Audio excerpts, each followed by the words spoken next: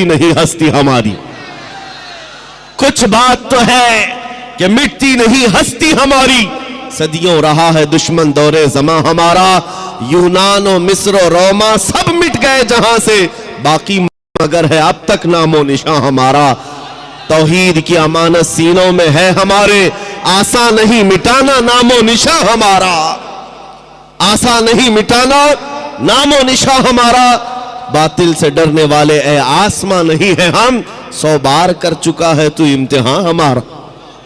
आज के बच्चों के लिए मैं ये खिताब करता हूं क्योंकि आप तारीख पढ़ते नहीं है। आपके हाथ में इंटरनेट दिया गया, थमा दिया गया है। आपको ऐसा लगता है कि ये सारा इंटरनेट पबजी खेलने के लिए, गेम खेलने के लिए, यूट्यूब, फेसबुक, इंस्टा चलाने के लिए। जरा तारीख पढ़ लेना तो फिर तुम भी जवान नजर आने लग जाओगे। तुम्हें भी ये मालूम होना चाहिए कि हमारे असलाफ कौन थे जिनका नाम लेने से भी आज कतराते हैं दुनिया, और उन्हें इस बात का डर है कि इनके हाथों में वो तारीख आने ना दी जाए कि तुम्हें मोबाइल में 24 घंटे मसरूफ करके रखा जाए, ताकि खौफ इस बात का है कहीं ये तारीख पढ़ लिया किसी मोहल्ले से फिर सलाहुद्दीन न पैदा हो जाए, कहीं से कोई शिहाबुद्दीन न उठ जाए, कहीं से कोई टीपू सुल्तान ना आ जाए, कहीं से जो इनके दर्द का सबब है औरंगजेब ना आ जाए। ये डर इस बात का सताता है कि तारीख ना पढ़े, तारीख ना पढ़े, तुमको नशा में मुलविस करके रखा जाए, तुम इंटरनेट की तबाहियों में अपने आप को बर्बाद करके रखे रहो। अजीजान गिरामी, मैं आपसे मुखातिब होकर के एक बात कहना चाहता हूं, निकल आओ इस बस्ती से, दुनिया अभी भी तुम्हारे इंतजार में है। अल्लाह करीम कुरान में फरमाता है वलिल्लाहिल इज्जतु वली रसूलिही वलिल मुमिनीन। इज्जत तो अल्लाह की है, इज्जत तो रसूल की है, इज्जत तो ईमान वालों के लिए है। और अल्लाह करीम फरमाता है कान हक्कन अलैना नस्रुल मुमिनीन, हमने अपने ऊपर लाजिम कर लिया है, मदद करेंगे तो ईमान वालों की मदद करेंगे। जब तुम्हारे पास इतनी सारी बातें हैं मौजूद, अल्लाह की मदद आएगी तो फिर डरे सहमे जीने की क्या वजह है? इस तरह की जिंदगी गुजारने पर मजबूर होने की क्या वजह है? निकल आओ। और इज्जत जो आज बंदे, आज जो नौजवान मॉडर्निटी में ढूंढ रहे हैं, मॉडर्निज्म में ढूंढ रहे हैं, इनको ऐसा लगता है बॉलीवुड और हॉलीवुड के पीछे भागने पर स्टार बन जाएंगे, खाक स्टार बनेंगे। वहां का हाल तो यह है, जवानी खत्म हो गई तो रिटायरमेंट मिल गया, और जब चेहरे पर झुर्रियां पड़ गई, कमर टेढ़ी हो गई, तो अब वो पर्दे में नाचने वाला नहीं होगा, दुनिया दूसरा हीरो ढूंढ लेती है। वहां बुढ़ापा आ गया तो उसे साइड बिठा दिया जाता है, सिर्फ और सिर्फ जवानी का गाजा चमकाता है और जवानी की खूबसूरती को लोग हा हा करते रहते। लेकिन जैसे जवानी खत्म हो गई, इज्जत भी चली गई, ड्यूटी भी चली गई, रिटायरमेंट की एक मुश्किल जिंदगी गुजारनी पड़ती है। इसको इज्जत कहां कहा जाता है?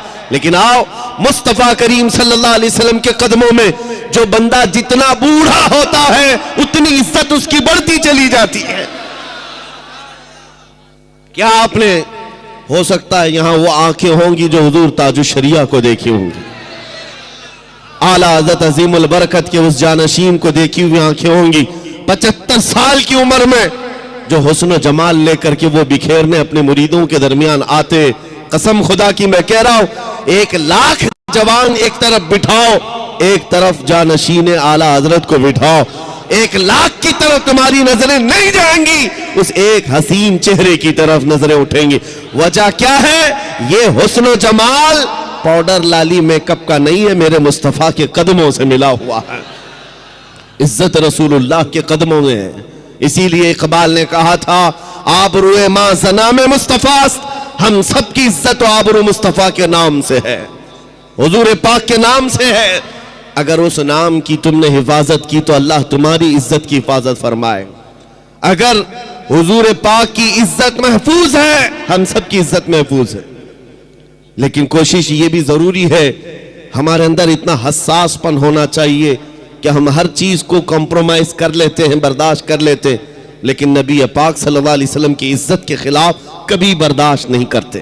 तारीख की सच्चाइयां ये बताती हैं, हमारी तारीख यही है। एक साहब जो डिपार्टमेंट से ताल्लुक रखते वो मुझसे कह रहे थे, मौलाना आप इतना ज्यादा एग्रेसिव क्यों बोलते, भड़काऊ भाषण लगता है। अगर सच्ची बात कहना भड़काऊ भाषण है तो आप सुनते रहो, हुजूर पाक सल्लल्लाहु ताला अलैहि वसल्लम की मोहब्बत में बात करना, हम भड़काते नहीं हैं, सोए हुए दिलों को उठाते हैं। बात सिर्फ इतनी है। उन्होंने हमसे कहा कि आप ही क्यों बोलते हैं इतना ज्यादा।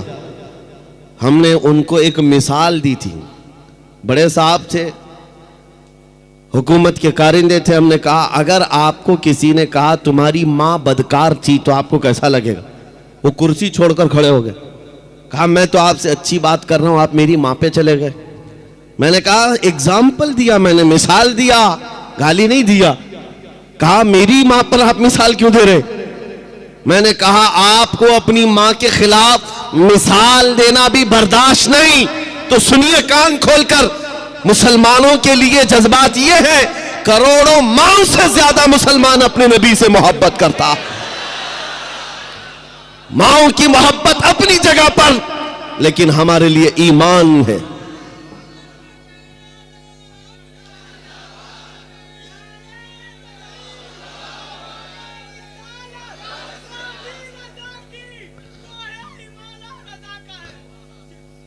अजीज़ान गिरामी, नबी करीम सल्लल्लाहु ताला अलैहि वसल्लम के मकाम और मर्तबा का हाल ये कि वो जाने ईमान है। हम सब के लिए क्या है? जाने ईमान है।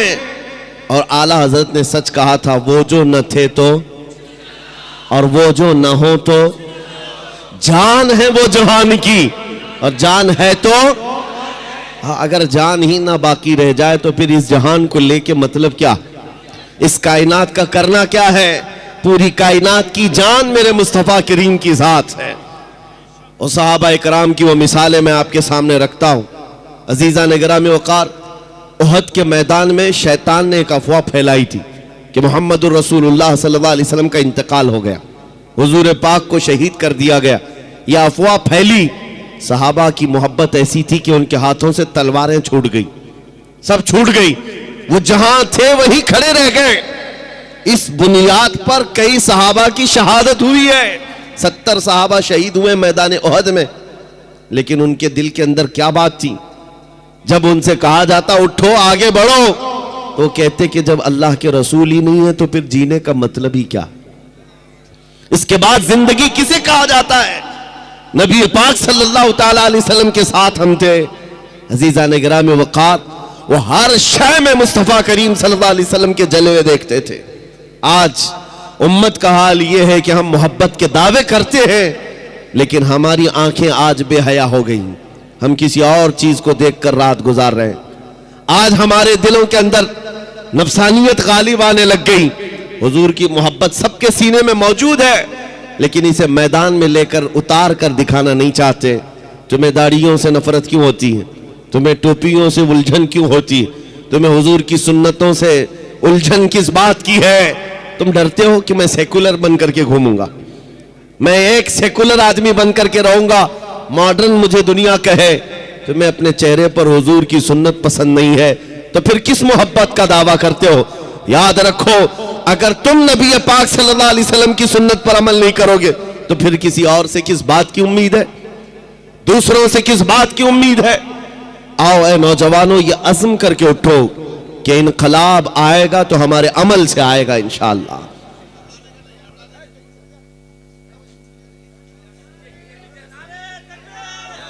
क्या हुआ?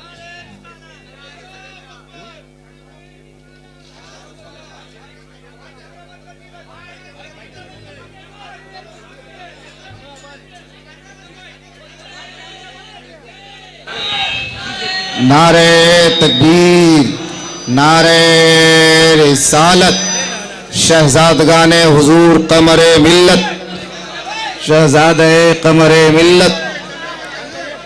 हजरात देखिए, नबी आला हजरत शहजादे कमरे मिल्लत, भतीजे हुजूर ताजु शरिया हजरत अल्लामा आमिर रजा खान और हजरत अल्लामा भाई आप लोग कैमरा बंद कर दिए, वरना कमेटी के लोग मोबाइल छीन के जमा ले लेंगे। आप लोग का मोबाइल जमा हो जाएगा, फिर मत बोलिए। आप लोग कैमरा बंद कर दिया, हुजूर की तकरीर को आराम से सुनिए। बैठ जाइए हजरत, बैठ जाइए, ठीक है, बैठ जाइए। दुरूद पाक पढ़ ले। अल्लाहुम्मा सल्लि अला सय्यिदिना मुहम्मद व आलिहि व अस्हाबिहि व बारिक वसल्लिम सलातन दाइमतन सरमदन अबदा।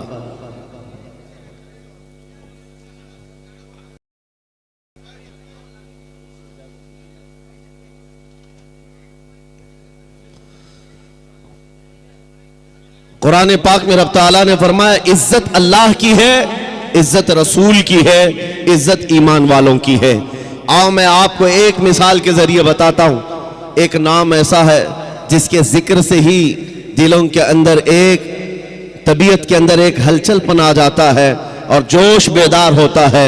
इसीलिए मैं बार बार कहता हूं ऐरे गैरे नत्थु खेरे के नाम बार बार लेने से बेहतर है नौजवानों को अगर कोई नाम इलाज के तौर पर भी बताया जाए। किसी का दिल अगर बार बार दर्द करता है, दर्द ज्यादा महसूस होता है और धड़कन ज्यादा होती है, जल्दी खौफ आता है, किसी का रौब छा जाता है, ऐसे बीमार आदमी के लिए इलाज में बता रहा हूं वो हजरत खालिद बिन वलीद का नाम याद किया करें।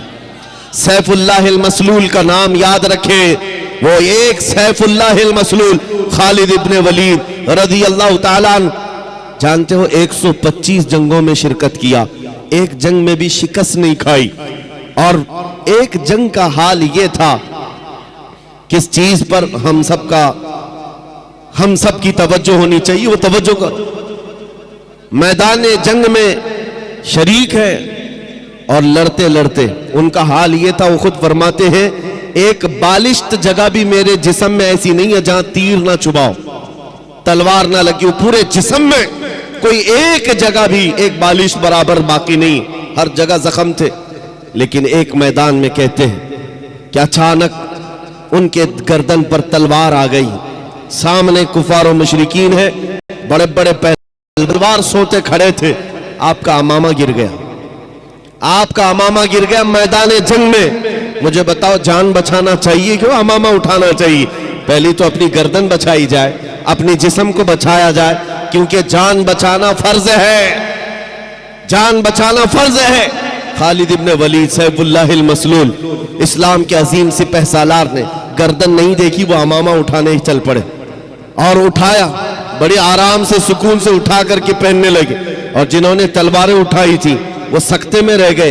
एक छोटा फौजी भी ये गलती नहीं कर सकता, सिपह सालार इतनी बड़ी गलती कैसे कर सकता है? लोगों ने हाथ तलवार उनके नीचे आ गए। उसके बाद जालिमों ने, दुश्मनों ने पूछा खालिद इब्ने वलीद तुम्हारा ही नाम है? कहा तुम ही सिपह सालार हो, लेकिन ऐसी गलती कैसे कर सकते हो जब तुम्हारी गर्दन पर तलवार लटक रही हो और तुम अमामा उठाने के लिए निकल पड़े हो? पगड़ी बचा रहे हो कि गर्दन बचाना चाहिए? खालिद इब्ने वलीद ने मुस्कुरा कर कहा तुम्हें पता है मैं जिस जंग में भी जाता हूं अल्लाह की मदद से फतह याबी जरूर मिलती है और फतह का झंडा गाड़ कर आता हूं, लेकिन इसके पीछे राज ये नहीं है खालिद बिन वलीद अपने बाजुओं की ताकत पर भरोसा रखता हो और अपने बलबूते ये जंगों को फतह करता हो। मेरा विजदान और यकीन ये है इस अमामे मुबारका में रसूलुल्लाह के 3 मुए मुबारका है, रसूलुल्लाह के 3 मुए मुबारका है। और मेरा यकीन यही है जब तक ये सर पर होते हैं अल्लाह मेरे लिए मैदान आसान कर देता है। निस्बत मुस्तफा पर उन्हें फख्र था, उसी निस्बत पर वो फतह याब हुआ करते थे। ये सहाबा की बातें अर्ज कर रहा हूं। आपको पता है एक मर्तबा ईसाइयों ने आपको चैलेंज कर दिया था कि अगर तुम्हारा दीन सच्चा है तो आओ खालिद बिन वलीद हम और तुम सामने बैठते हैं मुबाहिला। अगर दीन तुम्हारा सच्चा है तो जहर की एक शीशी लाई ईसाइयों ने, कहा कि इसको दोनों लोग पिएंगे, जो बच गया उसका दीन सच्चा है। और ये झूठे लोग इस तरह से कभी आगे आ भी नहीं सकते, चैलेंज तो कर लेंगे लेकिन आ नहीं सकते। खालिद बिन वलीद को जब ये कहा गया और वो जहर ऐसा था कि अगर चमड़ी पर भी लग जाता तो चमड़ी जल के निकल जाती, और उस जहर को पीने की बात थी। सामने बड़े बड़े पादरी बैठे हुए थे, उन्होंने सोचा था कि डींग मार लेंगे, लेकिन उन्हें पता नहीं है मोहम्मद अरबी का शेर है, नबी करीम सल्लल्लाहु अलैहि वसल्लम के गुलाम है। ये जिस तरफ निकल गए तूफान और आंधियों ने भी रुख मोड़ लिया है, समंदरों ने रास्ते दे दिए हैं, दो नीम इनकी ठोकर से दहरिया व सहरा। ये इकबाल ने कहा था पहाड़ उनकी हैबत से राई, सिमट कर पहाड़ उनकी हैबत से राई। खालिद बिन वलीद ने कहा आ जाओ, सामने आ जाओ, बैठते हैं, मैं तैयार हूं इस बात के लिए कि जहर हम भी पिएंगे, तुम भी पी लेना, जो बच जाए उसका दीन हक है। लेकिन मुकाबले के लिए जैसे ही सामने आए, जहर की शीशी रखी हुई है, बहुत खतरनाक जहर है, चमड़ी पर भी लग जाए तो जल करके निकल जाए। आपसे कहा गया उठाओ और पी लो। तो हजरत खालिद बिन वलीद ने कहा दोनों की तरफ से पीना है, लेकिन उन्होंने कहा नहीं, पहले आप करेंगे। हमेशा बातिल डरता है और उसको शक ही तो है, हक होने का यकीन नहीं है जितना ईमान वाले को होता है। ईमान वाले को होता है। मुझे कुछ लोगों ने कहा था आपने आग में कूदने की बात की है, गुस्ताखे रसूल के खिलाफ। आग का काम है जलाना, तासीर है, कैसे होगा? मैंने कहा ये मैंने अपनी ताकत के बलबूते नहीं कहा, रसूलुल्लाह की इज्जत के बाद।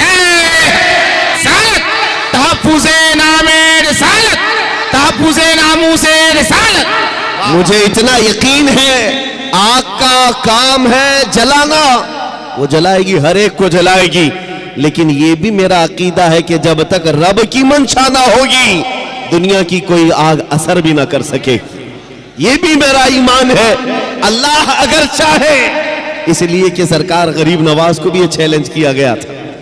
आपको एक पुजारी ने कहा था, वो आग जलाए बैठा था, गरीब नवाज ने कहा कि जरा इसमें हाथ डाल दो, जिसकी इबादत करते हो ये तो तुम्हारा खुदा है। उसने कहा इसमें हाथ कैसे